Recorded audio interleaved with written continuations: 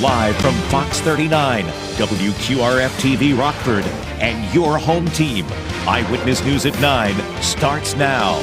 A state line community celebrates 100 years of rare and vintage planes, trains, and automobiles. How the city is honoring its transportation history. A professional bubble artist amazes many at the Discovery Center. The man behind the magic says it's about enjoying life's simple pleasures. And a competition to see who has the best tamales in the area. That wasn't the only award handed out at Tamale Fest. Good evening, I'm Taylor Castro. Thanks for joining us tonight. A Belvedere sex offender is behind bars. Belvedere police were called to Becky Court shortly after 7 p.m. on Friday for reports of a man offering money for sex. Witnesses say he lured a juvenile into his vehicle, and according to police, other teens aged 12 to 15 called the police, and the one who was lured into the car was found at a friend's house. 37-year-old Jerome Belton was arrested Saturday after being identified as a suspect. He is a registered sex offender and was on parole. From seeing vintage planes, pulling the train whistle, and car racing, the Rochelle community is honoring their history of transportation. Our Rochelle Delgado was there. Our kids have had a lot of fun here today, and it's something that I think attracts all ages, which is great. The Rochelle Area Community Foundation hosted a new and unique event on Saturday. It's called Planes, Trains, and Automobiles. Rochelle resident Jerry Hayden says she's excited to have her family out for the fun and seeing all the planes and cars. So our kids loved the car races. Watching the car races were really fun, and our little guy loved the airplanes. Just to see inside of some of those old airplanes is really fantastic. The theme is a century in motion, looking back at 100 years of rare and vintage planes, trains, and automobiles, also featuring a multi-million-dollar car collection that will race down the airport runway. Executive Director of the Rochelle Area Community Foundation, Emily Anaya, says the main purpose is to bring the community together to be educated on the local resources that benefit the entire Rochelle community.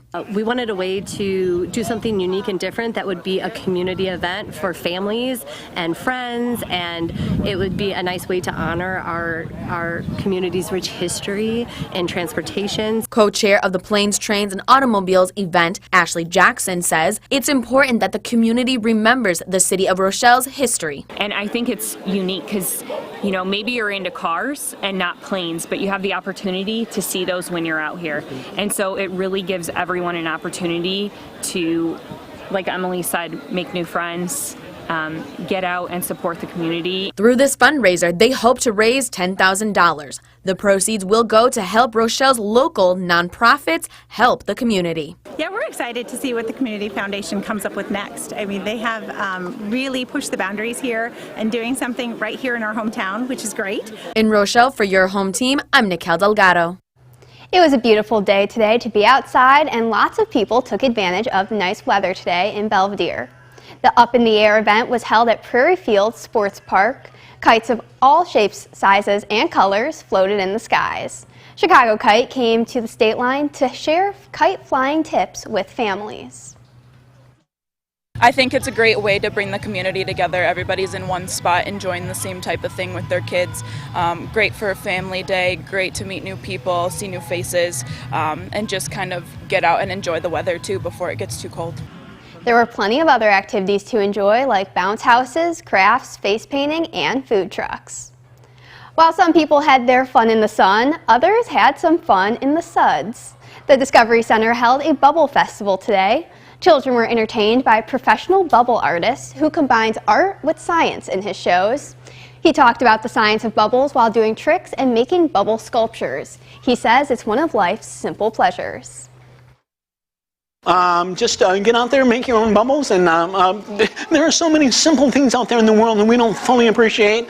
Bubbles is only one of very many. After the show, there was a Bubble-palooza playground where kids could practice their own tricks.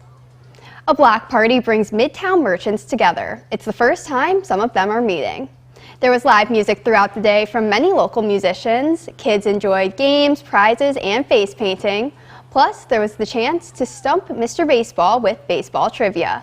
Food trucks and vendors joined in on the fun as well. It was planned by Inscape Collective to celebrate the neighborhood.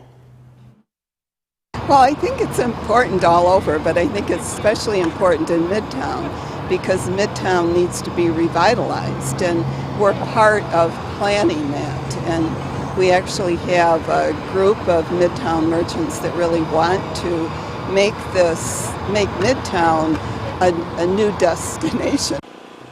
Organizers hope to put on similar events in the future.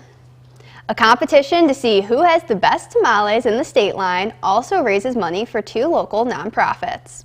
Tamale Fest was held today in Rockford. The main event was the tamale competition that was judged by a panel of local celebrities and chefs.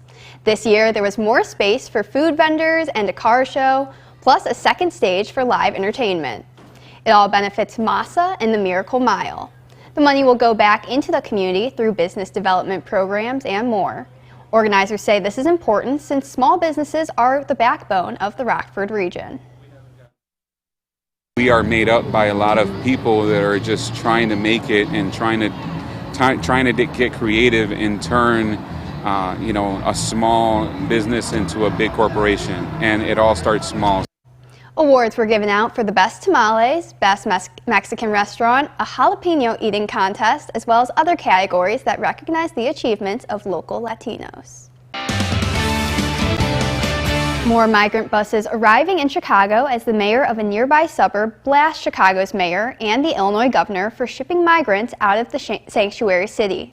Alexandria Hoff has more as political fights continue in Washington, D.C. and other areas over busloads of migrants. The mayor of Burr Ridge, Illinois, said that he was not given any notice that over 60 migrants would be sent to his town. They were dropped off at a hotel where they will stay for at least 30 days. Mayor Gary Grasso called out Chicago Mayor Lori Lightfoot for hypocrisy, adding, quote, "There must be vacant hotel rooms in Chicago. This is hundreds of people in a city of millions. Why are they sending them out to the Republican suburbs?" Mayor Lightfoot says part of her issue with Texas Governor Greg Abbott sending migrants to so-called sanctuary cities like hers is that city officials aren't briefed on their backgrounds. He's treating these human beings like freight and like we don't need to know exactly what's what so that we can make sure that we have proper accommodations for them. All this is about is a manufactured political crisis. But border state lawmakers say the crisis is clearly very real. Since last week, around 300 migrants have arrived in Chicago. It's really just a touch. It's nothing like what we actually have to deal with since we're getting about 5,000 a day. 2 more buses arrived today in New York City. They appear to have been sent by the city of El Paso rather than the governor's office. In total, more than 2,200 migrants have arrived in New York and close to 8,000 in D.C., where Mayor Muriel Bowser was asked if President Biden was partly to blame. Yes, the president, the White House, and anybody else who was involved in the National Guard not being granted for the district's humanitarian response. Yes. Mayor Bowser, a Democrat, requested federal relief twice to deal with incoming migrants and was twice denied. In Washington, Alexandria Hoff, Fox News. Tomorrow marks 21 years since the terror attacks on 9/11. President Joe Biden will commemorate the anniversary with a speech and wreath-laying ceremony at the Pentagon. First Lady Jill Biden will speak at the Flight 93 National Memorial in Pennsylvania, and Vice President Kamala Harris will travel to the National September 11th Memorial in New York City. Now, your first warned weather forecast from meteorologist Jordan Wolf.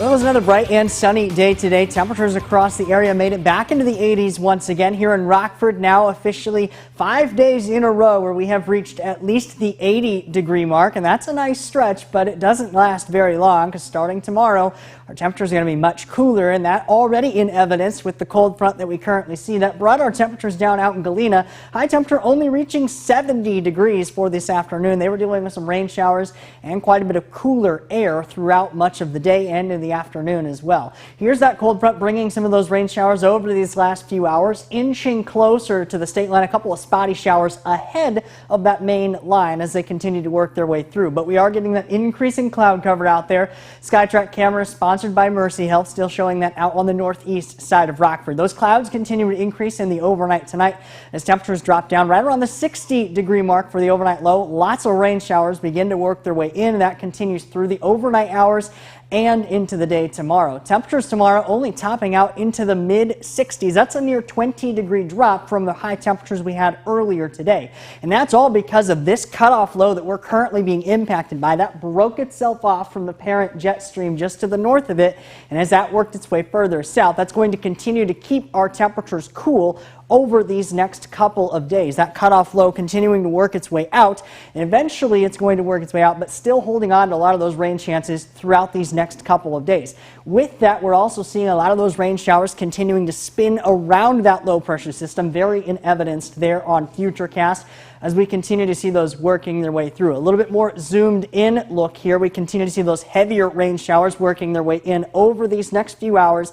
That continues to be the case throughout much of the overnight low, all the way through into the next day and into Monday as well. So we're looking at these pockets and waves of rain showers. There might be a little bit of a dry slot early on in the day on Monday, but those pockets of heavier rain showers at times continuing to work their way in all the way through into Monday afternoon before we finally get to clear out into the evening and into the day on Tuesday. So as far as total rainfall is concerned, we're looking at some pockets that could see rainfall up around 2 to 5 inches. It's quite a bit of rainfall that could be falling in some of these areas.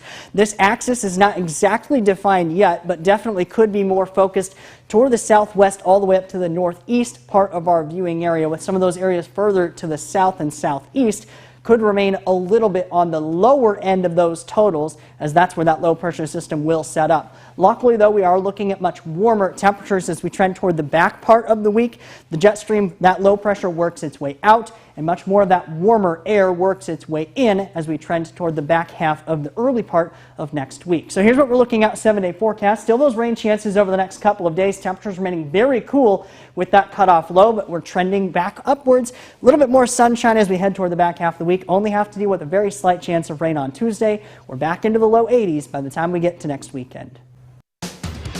Now sports with Reagan Holgate. A Saturday in the state line means more high school football. We had 3 games in the Nick 10 today, so let's jump right in. We start with Harlem taking on Auburn. The Huskies were trying to rebound from their loss last week to Hononegah. Austin Redmond threw a pair of passes early. This one went to Kelton Bucicross from 23 yards out. It was 7-0. The Jayhawks then answered with 2 touchdown passes of their own, both of them to senior Ty Gaines. The Huskies regained the lead right before halftime on a great touchdown run by DeAndre Young. It was 20-12. Third quarter. Who else but Jamani Muhammad taking this pitch? His blockers clear a path for another touchdown. Harlem defeated the Jayhawks 41-32. Tony Capriati and the Guilford Vikings traveled to Rockton to take on the Indians. Both teams coming into this one undefeated. Vikings back to punt. They try to fake it, but Jake Stevens is all over it. Hononegah gets the ball back at the Guilford 15. Indians would score on that drive to get on the board first. Hands it off to Eston Fichter. He'll get and find the gap for 6. Hana leads 17-0. Vikings next drive, 4th down, and they are going for it. Skylar Wolf under pressure. He'll launch this one and find LaDamian Hoffman for the stud catch. 1st down, Vikings. Remember that name because you are about to see him again. Wolf looking to go deep again, and who will he find but Hoffman? Guilford will add 6, but it wouldn't be enough. Hana wins 31-16 to stay undefeated. In Freeport, the Pretzels hosted the Auburn Knights in the 2nd quarter. Denarius Jackson makes a strong run through traffic for the Pretzels, but the Pretzels couldn't generate any points. Late in the 2nd quarter, the Knights keep it on the ground. Nivian Jackson bounces outside, and he had daylight. He has a 36-yard touchdown. That was the only score of the game. The Knights got their first win of the season, 6-0. The Fighting Illini hosted Virginia today in Champaign. Brett Bielema and his team looking to bounce back after last week. First quarter, Hugh Robertson with the punt. Billy Kemp to receive, but he'll fumble it. And it'll be Matthew Bailey here for the scoop and score. Who doesn't love a good scoop and score?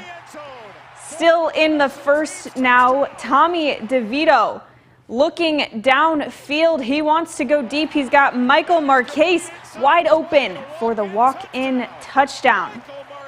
1st and goal. DeVito once again He'll lob it, and it'll be caught in the back of the end zone by Tip Ryman. 21 unanswered for Illinois. Fighting Illini are back in the win column, taking this one 24-3.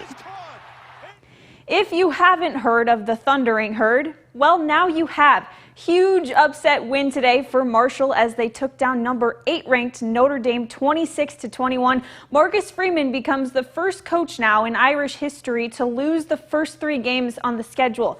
Definitely a record he wants no part of. And in Major League Baseball, the White Sox on a roll in Oakland, taking another against the A's. Big performances coming from Eloy Jimenez and Elvis Andrus. They have one more game at Oakland Coliseum tomorrow afternoon. It's been a down year for the Giants, but they put something together today at Wrigley, winning 5-2 to end a 5-game slide. Tomorrow is the first NFL Sunday of the season, and I'm sure the Chicago Bears are excited, but so are some real Bears. They're ready for some football, too. Grizzly Bears at Brookfield Zoo in Chicago sunk their claws into some gridiron-themed treats this week. They feasted on orange and blue ice and gelatin cakes filled with fruit. Sloth bears and even sea lions got in on the fun to celebrate the new Bears season. And anybody that's headed out for the Bears game tomorrow, it's actually going to be looking like some pretty sloppy weather. As we've been mentioning here this afternoon, we continue to see those rain showers already beginning to work their way into the evening tonight there on the first floor and interactive radar from Rockford Auto Glass and more. That continues to be the case as we get into the day tomorrow and into Sunday as well. Notice the temperatures all the way down into the 60s. We were in the 80s today, so a near 20-degree temperature drop. Luckily, though, conditions improve back into the 80s by the time we get to next weekend. Thanks, Jordan. Thank you for joining us. Have a great night.